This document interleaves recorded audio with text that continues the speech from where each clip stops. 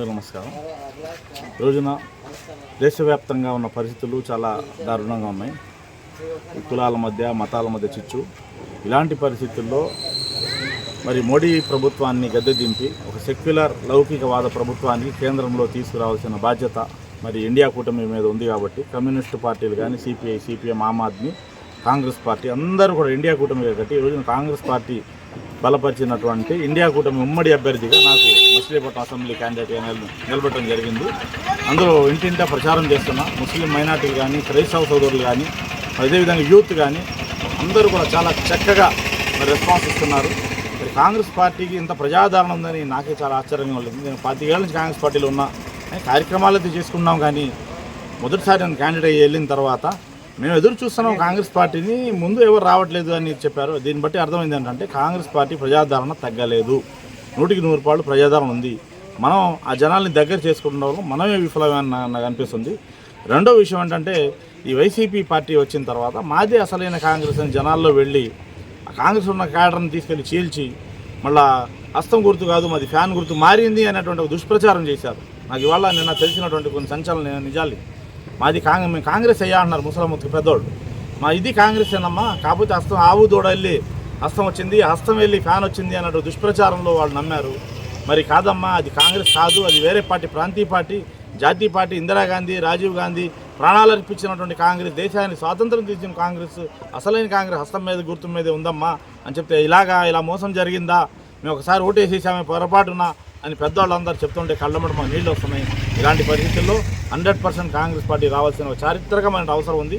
దీనికి ప్రధానమైనటువంటి కారణం ఆంధ్రప్రదేశ్ ప్రత్యేక హోదా ఇస్తానని చెప్పి మోడీ గారు దగా చేశారు ఈ రాష్ట్రానికి. 10 ఏళ్లుగా ఆయన ప్రత్యేక హోదా ఇవ్వకపోగా ఈ రాష్ట్రంలో అధికారంలో వచ్చినటువంటి తెలుగుదేశం 5 సంవత్సరాలు కానీ, జగన్మోహన్ రెడ్డి 5 సంవత్సరాలు కానీ వీరిద్దరు కూడా మెడ వంచేశారు. 25 ఎంపీలు ఇవ్వండి మెడ మరి రెంచైనా సరే తీసుకొస్తానని జగన్మోహన్ రెడ్డి గారు మెడ వంచారు. 25 ఎంపీలు ఇవ్వండి నేను ఏదో చేస్తానని చంద్రబాబు నాయుడు గారు మరి కేంద్రంలో మంత్రి పదవులు అనిపించి హనీమూన్ చేసి మరి రాష్ట్ర ప్రజల్ని వంచారు. ఇలాంటి పరిస్థితుల్లో 30 లక్షల ఉద్యోగాలు ఈ రాష్ట్రానికి సంబంధించి రాహుల్ గాంధీ గారు తొలి సంతకం చేయబోతున్నారు. ఇలాంటి పరిస్థితుల్లో యువ న్యాయం అనేటువంటి పేరిట ఒక మంచి అవకాశం రాహుల్ గాంధీ గారు కల్పించబోతున్నారు. కాబట్టి మరి 30 లక్షల ఉద్యోగాలంటే ఈ దేశంలో మామూలు విషయం కాదు. మరి రాష్ట్రంలో వచ్చేటప్పుడు 2,25,000 ఉద్యోగాలు ఈ రాష్ట్ర ప్రభుత్వానికి సంబంధించి ఉన్నాయి. షర్మిలమ్మ గారు ఇవన్నీ కూడా భర్తీ చేస్తారు. కాబట్టి ఒక్క అవకాశం కాంగ్రెస్ పార్టీ ఇవ్వమని ఒకటి కోరుతున్నాం. రెండో విషయం, చాలామంది గ్రహించాల్సిన విషయం, ఈ రాష్ట్రం అభివృద్ధి జరగాలంటే అది వైఎస్సీపీకో తెలుగుదేశానికి అవ్వదు. ఎందుకంటే ఏ కార్యక్రమం చేసినా కానీ రాష్ట్రంలో బడ్జెట్ లేదు. మరి బడ్జెట్ కేంద్రం నుంచి రావాల్సింది. కాబట్టి చంద్రబాబు నాయుడు గారు ఢిల్లీ అడిగినా రూపాయి రాదు, జగన్మోహన్ రెడ్డి గారు ఢిల్లీ అడిగినా కానీ రూపాయి రాదు. కాబట్టి కేంద్రంలో రాష్ట్రంలో కాంగ్రెస్ పార్టీ, జాతీయ పార్టీ వస్తేనే ప్రతి రూపాయి కూడా ఢిల్లీ నుంచి మనం తెచ్చుకోవచ్చు. రాజశేఖర రెడ్డి గారు ఏ తరహా పరిపాలన చేశారో అలాంటి తరహా పరిపాలన జరగాలంటే ఒక జాతీయ పార్టీ కేంద్రంలో రాష్ట్రంలో అధికారంలో రావాల్సిన తక్షణ అవసరం ఉంది. ఇది రాష్ట్ర ప్రజల అవసరం.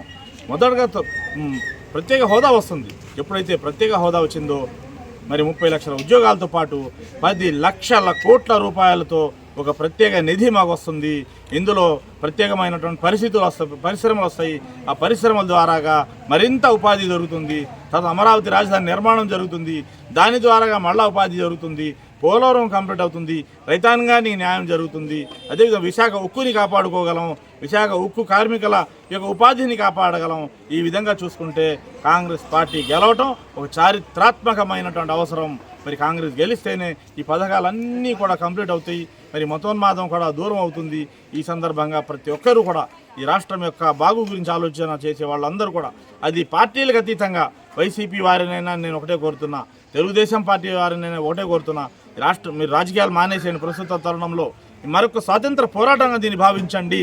ఈ పరిస్థితుల్లో మీరు సైకిలా, మీరు ఫ్యానా నేను అడగట్లా, మీరు మీ జెండాలు పక్కన పెట్టండి. ఎజెండా మాత్రం ఈ రాష్ట్ర అభివృద్ధి జరగాలంటే కేంద్రంలో రాష్ట్రంలో కాంగ్రెస్ రావాల్సిన ఒక చారిత్రకమైనటువంటి అవసరం ఎంతైనా ఉందని మీరందరూ గ్రహించి మరి ఒక స్వాతంత్ర పోరాటం లాగా మరి కాంగ్రెస్ని దేశంలో రాష్ట్రంలో తీసుకురండి.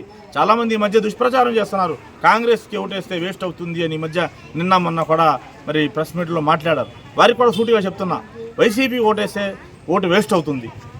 ఎందుకు కేంద్రం నుంచి పైసా అడిగి తాలేటి వైసీపీకి ఓటేస్తే 5 సంవత్సరాల్లో మన ఓటు వేస్ట్ అయింది, తెలుగుదేశానికి ఓటేస్తే మన ఓటు వేస్ట్ అయింది, ఢిల్లీ నుంచి తేలేకపోయారు. కాబట్టి కాంగ్రెస్కి వేస్తేనే మన ఓటుకి సార్థకత ఉంటుంది, మనకి న్యాయం జరుగుతుంది. కాబట్టి తప్పకుండా మీ యొక్క 2 ఓట్లు ఏదైతే ఉన్నాయో ప్రతి ఒక్కరూ కూడా హస్తం గుర్తు మీద వేయండి. తప్పకుండా 100% కూడా మనకు కావాల్సినవి అన్నీ కూడా ఫుల్ఫిల్ చేసుకోగలం. ఉపాధి దొరుకుతుంది, యువతకు మంచి భవిష్యత్తు ఉంటుంది.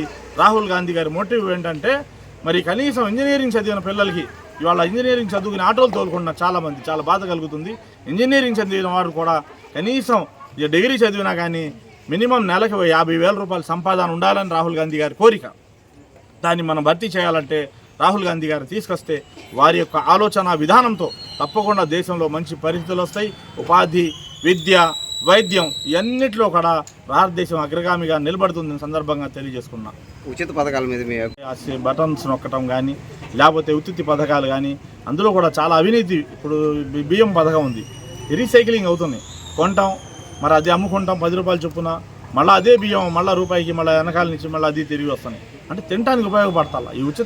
ఈ రూపాయి కిలో బియ్యం పథకం కన్నా మంచి నాణ్యమైనటువంటి బియ్యం ఒక 20 రూపాయలకు 15 రూపాయలకు అందిస్తే చాలా బాగుంటుంది. ప్రతి పేదవాడు కూడా ఒక 10 కిలోల కట్ట కనీసం 500-600 కొనుక్కునే స్థాయిలో ఉన్నాడు ఇవాళ. అలా ఇవ్వాలి కానీ రూపాయి పథకం ఇస్తున్నారు, అది 10 రూపాయలకు అమ్ముకుంటున్నారు, 300 రూపాయలు అతనికి వస్తున్నాయి. కానీ తినటానికి ఉపయోగపడాల్సిన అవసరం ఎంతైనా ఉంది అని నేను కోరుకున్నా. కాంగ్రెస్ పార్టీ మేనిఫెస్టో 5 లక్షల రూపాయలతో ఇల్లు కట్టుకునేటువంటి బృహత్తరమైన అవకాశం ఉంది. 100 గజాల స్థలం కూడా ఇచ్చేటువంటి బృహత్తరమైన అవకాశం ఉంది. మరి గ్యాస్ సిలిండరు కాంగ్రెస్ హయాంలో 10 ఏళ్ల క్రితం 470 రూపాయలు మేము అందజేసాం. ఈ రోజున దాదాపు 1000 చిల్లర 1100 దగ్గరలో గ్యాస్ సిలిండర్ ఉంది. ఇలాంటి పరిస్థితుల్లో తెలంగాణలో రేవంత్ రెడ్డి గారు కాంగ్రెస్ పార్టీ మేనిఫెస్టోలో ఇచ్చిన పరంగా 500కి ఇచ్చినప్పుడు, కర్ణాటకలో మరి అదే సిద్ధారామయ్య గారు, డీకే శివకుమార్ గారు 500కి గ్యాస్ సిలిండర్ ఇచ్చినప్పుడు ఆంధ్రప్రదేశ్లో మరి 1100కి గ్యాస్ సిలిండర్ ఇవ్వాల్సిన అవసరం ఏముంది? అంటే కేంద్రం యొక్క ట్యాక్స్, రాష్ట్రం యొక్క ట్యాక్స్ ఇవన్నీ వేసుకుని సామాన్యుడి యొక్క మరి గ్యాస్ బండ సామాన్యుడికి గుద్దిబండ అయిపోతుంది. ఈ గుద్దిబండ అవసరం లేదు. మళ్ళా కాంగ్రెస్ పార్టీ అధికారంలో వస్తే ఈ రాష్ట్రంలో కానీ దేశంలో కానీ 500కే గ్యాస్ సిలిండర్ కూడా వస్తుంది. బస్సు ప్రయాణం మహిళామ్మ తల్లులకు ఉచితంగా ఇచ్చేటువంటి ఏర్పాటు కూడా జరుగుతుంది. ఇవన్నీ పథకాలు రావాలంటే పిల్లలు మంచి విద్య, విదేశాల విద్య మరి అందించాలన్నా కూడా కాంగ్రెస్ పార్టీ సిద్ధంగా ఉంది. ఇవన్నీ జరగాలన్నా, ఉపాధి రావాలన్నా, ప్రత్యేక హోదా రావాలన్నా, మరి అదేవిధంగా మంచి ప్రాజెక్టులు పోలవరం కంప్లీట్ అయితే ఈ దాల్వాకి కూడా మంచి నీరు అందుతాయి. మరి సార్వాకి ఇస్తున్నారు, దాల్వాకి ఇవ్వట్లా. మరి రైతు ఏమో చాలా ఇబ్బంది పడేటువంటి పరిస్థితులు ఉన్నాడు. ఇలాంటి పరిస్థితుల్లో దాల్వాకి కూడా నీరు అందియాలంటే తప్పకుండా మరి పోలవరం కంప్లీట్ అవ్వాల్సిన ఆవశ్యకత ఎంతైనా ఉంది. అదేవిధంగా రైతుకి మరి మొన్న వర్షాలు పడినప్పుడు పొలాలన్నీ మునిగిపోతే చాలా ఇబ్బంది పడినటువంటి పరిస్థితుల్లో కాకుండా 50% సబ్సిడీతో 50% అతనికి ఎంతైతే ఖర్చు పెట్టాడో పొలం మీద మరి అతనికి 50% అదనంగా ఇచ్చి రైతుకి కూడా ఆదుకునేటువంటి బ్రహ్మాండమైనటువంటి కార్యక్రమాలు రైతులకి, మహిళలకి, యువతకి, మరి విద్యార్థులకి, మరి వృద్ధులకి 4,000 రూపాయల పెన్షన్. మరి వాలంటీర్ వచ్చి తలుపు తట్టి నిద్ర లేపాల్సిన అవసరం లేదు. నేరుగా రాత్రి 12 గంటలకి 1వ తారీఖున అకౌంట్లో పడే విధంగా ఒక బృహత్తరమైనటువంటి పెన్షన్ విధానం 4,000 రూపాయలు పెట్టడం జరిగింది. అదేవిధంగా వికలాంగులకు మరి 6,000 రూపాయలు పెన్షన్ ఇచ్చేటువంటి బృహత్తరమైనటువంటి కార్యక్రమానికి శ్రీకారం చేయబోతున్నారు. ఇవన్నీ రావాలంటే ప్రతి పేదవాడి ముఖంలో ఒక చిరునవ్వు రావాలంటే తప్పకుండా కేంద్రంలో, రాష్ట్రంలో ఒక జాతీయ పార్టీ అయినటువంటి కాంగ్రెస్ పార్టీని తీసుకొస్తేనే ఈ పథకాలన్నీ అమలవుతాయి. ప్రతి రూపాయి కూడా, ప్రతి బడ్జెట్ కూడా కేంద్రం నుంచి మన రాష్ట్రాన్ని తీసుకొచ్చి సద్వినియోగం చేసుకోగలం. ఈ ప్రాంతీయ పార్టీలు వచ్చి మన చేతిలో చుప్పు తీసుకెళ్ళి దేహి అన్న ఆ మోడీ గారేమో కనికరించి 10 సంవత్సరాల్లో ఒక పైసా కూడా మన న్యాయం చేయలేదు. కాబట్టి రాజశేఖర రెడ్డి గారు ఎప్పుడు సక్సెస్ అయ్యారు? జాతీయ పార్టీలో కేంద్రం నుంచి సోనియా గాంధీ గారు, మన్మోహన్ సింగ్ గారు అక్కడ నిధులు పంపించారు. కాబట్టి ఈ రాష్ట్రం సుభిక్షంగా ఉంది. మళ్ళీ ఈ రాష్ట్రం సుభిక్షంగా ఉండాలంటే ప్రతి రూపాయి కేంద్రం నుంచి రావాలంటే తప్పకుండా కేంద్రంలో, రాష్ట్రంలో మరి ప్రభుత్వాలు కూడా హస్తం గుర్తు మీద మరి కాంగ్రెస్ పార్టీ గెలవాల్సినటువంటి చారిత్రక అవసరం ఉంది. అదే పరంగా ఆమ్ ఆద్మీ పార్టీ, అదేవిధంగా సిపిఐ పార్టీ, సిపిఎం పార్టీ, సామాన్యులకు అందుబాటులో ఉన్నటువంటి పార్టీలు కూడా వీళ్ళకి కేంద్రంలో కాంగ్రెస్ లేకపోవటం మరి దేశానికి చాలా ప్రమాదం అని గ్రహించి వారు కూడా మాతో ఈ రోజున పొత్తు కట్టారు. ఈ పొత్తులో భాగంగానే మనం సిపిఎం సోదరులతో కలిసి ఇంటింటి ప్రచారం చేసి జస్ట్ ఇప్పుడే ఒక 5 నిమిషాల క్రితం నేను వచ్చాను. మరి వారు కూడా బ్రహ్మాండమైన స్పందన వస్తుంది. ఈవీఎంలో మచిలీపట్నం పార్లమెంటుకు, మచిలీపట్నం అసెంబ్లీకి సంబంధించి నెంబర్ 1 నొక్కండి, హస్తం గుర్తు మీద నొక్కండి. అసెంబ్లీకి అబ్దుల్ మతీన్ అనే నన్ను పార్లమెంటుకు గొల్లు కృష్ణ గారిని 2 ఓట్లను కూడా హస్తం గుర్తు మీద వేసి అఖండ మెజార్టీతో గెలిపించండి. వస్తున్నటువంటి ఆదరణ చూస్తుంటే చాలా ఆనందం కలుగుతుంది. మరి మాకు తక్కువ టైంకి దొరికింది ప్రచారానికి. 15 రోజులే మాకు సీట్లు కేటాయించి అయింది కాబట్టి 1 నెల 2 నెలల ముందు నాకు ఇచ్చి ఉంటే ఇంకా మేము జోరుగా దూసుకుపోయేవాళ్ళం. కానీ ఇప్పటికైనా తప్పకుండా మేము గెలుస్తామనేటువంటి నమ్మకం మాకు కలిగింది. ప్రజలు వస్తున్న ఆదరణ కానీ సైలెంట్ ఓటింగ్ అయితే మాకు జరుగుతుంది. చాలామంది కోరుతున్నారు. పార్టీలకు అతీతంగా వైసీపీ టీడీపీ నుంచి కూడా ఫోన్ల ద్వారా వస్తుంది.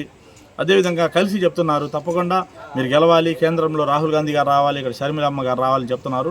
వారందరినీ కూడా మరొకసారి ధన్యవాదాలు తెలియజేస్తున్నా. ఎవరైతే మాకు వెళ్ళకెళ్ళినప్పుడు ఆదరించారో, లేదా మాకు ఫోన్ల ద్వారాగానో, లేదా సోషల్ మీడియా గారి ద్వారాగానో మాకు ఎవరైతే ఆదరిస్తున్నారో ప్రతి ఒక్కరిని కూడా మరి శిరస్సు వంచి 2 చేతులు జోడించి నమస్కరిస్తూ మీ అందరికీ కూడా ధన్యవాదాలు తెలియజేసుకుంటూ రాబోయేటువంటి రోజుల్లో మాకు అలాగే మద్దతు ఇస్తూ ఉండండి. పేదవారి పక్షాన పాలన జరుగుతుంది. సామాన్యుడికి అందుబాటులో ధరలు ఉంటాయి. ఇంకో విషయం మర్చిపోయిందా చెప్పడానికి, కేంద్రంలో కాంగ్రెస్ ఉన్నప్పుడు ధరల స్థిరీకరణ చట్టం అనే ఒక చట్టం ఉండేది. బీజేపీ ప్రభుత్వం ఎప్పుడైతే వచ్చిందో ఆ చట్టాన్ని ఎత్తేసింది. ఆ చట్టం తీసిన తర్వాత 50 రూపాయలు ఉన్న ఆయిల్ ప్యాకెట్ 150-160 రూపాయలకి వెళ్ళింది మోడీ గారు ఎత్తేసారు. ఇలాంటి పరిస్థితుల్లో గ్యాస్ 470 నుంచి 1000కి వెళ్ళింది. ప్రతి ధర పెరిగింది. మళ్ళీ కేంద్రంలో రాహుల్ గాంధీ గారు పగ్గాలు చేపడటంలోనే మరలా ఆ బిల్లు పెడతారు, ధరల స్థిరీకరణ చట్టాన్ని పెడతారు. తప్పకుండా ధరలను తగ్గుతాయి.